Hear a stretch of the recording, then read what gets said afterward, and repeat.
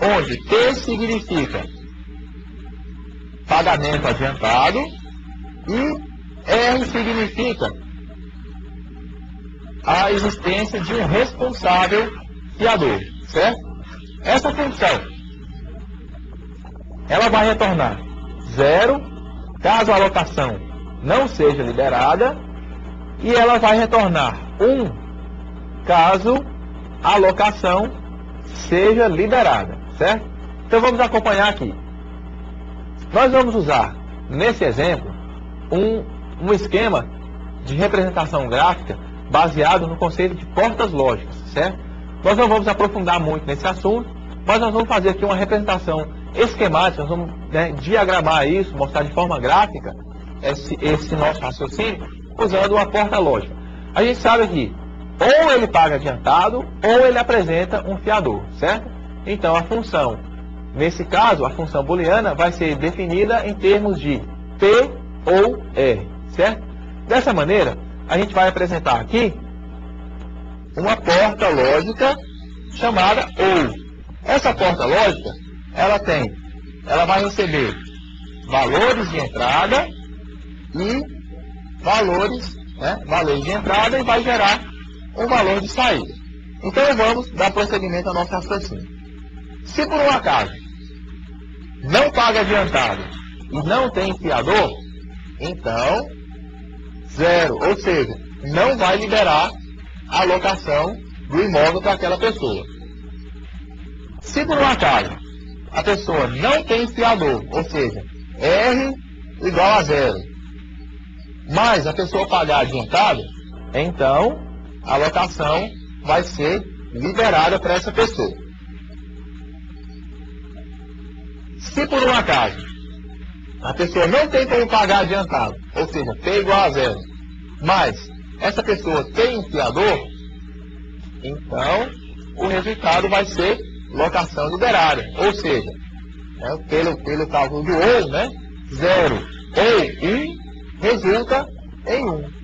E se, em último caso, a pessoa paga adiantado e ainda tem um fiador, resultado, ela vai conseguir alugar esse imóvel, certo? Então, vejamos, não é só para circuitos lógicos, para circuitos digitais, que a álgebra booleana tem uma utilidade, certo? Nós podemos usar funções booleanas para representar determinado raciocínio.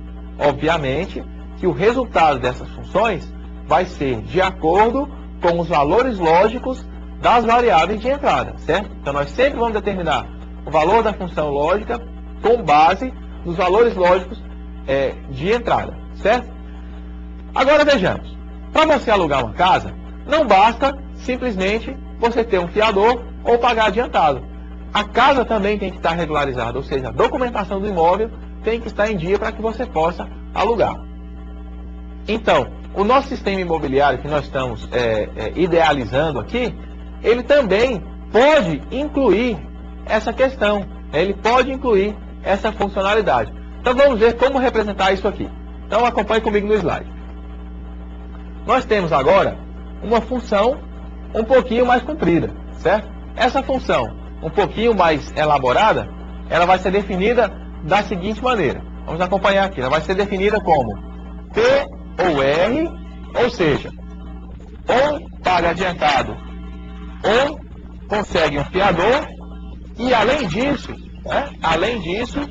tem que ter a documentação do imóvel em dia, onde P representa pagamento adiantado, R representa existência de um responsável fiador e D representa a documentação do imóvel em dia, certo? Então nós precisamos desses 3 fatores, sendo que o pagamento e o fiador são conectados por um conectivo lógico ou de junção e o resultado disso vai ser conectado à documentação do imóvel através do conectivo lógico E, certo?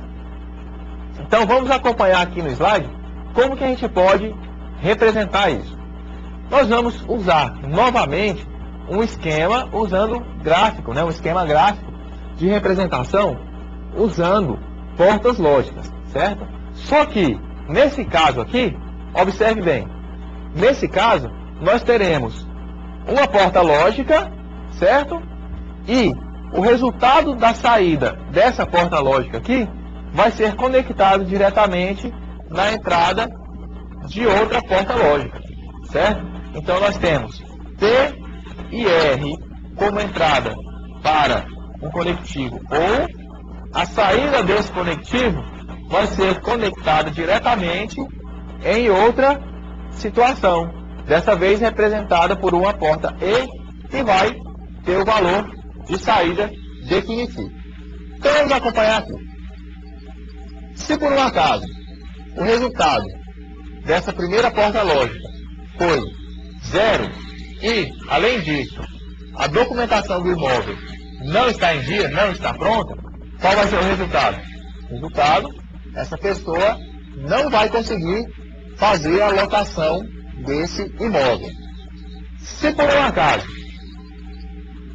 a pessoa tem um fiador ou conseguiu pagar em dia, certo? Ou seja, a pessoa que quer alugar o imóvel fez a parte dela.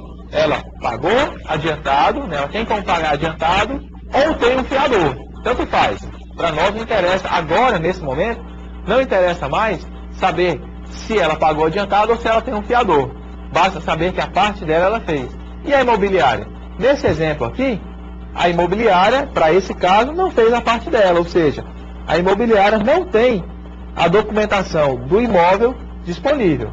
Nesse caso, não vai conseguir fazer a locação do imóvel também. Ou seja, o resultado dessa função, para esse exemplo, vai ser 0.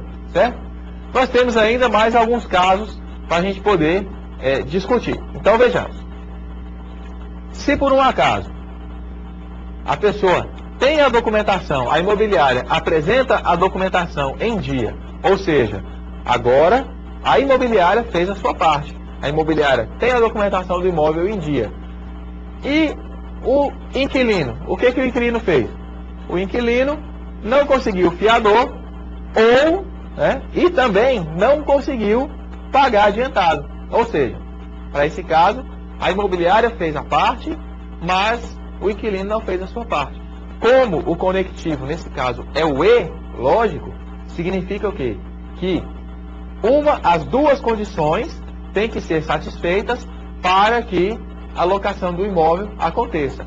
Ou paga adiantado ou tem um fiador e, além disso, a documentação do imóvel tem que estar em dia. Então, nesse caso aqui, o resultado qual é? NECA de Pitibiribas não vai conseguir fazer a locação do imóvel.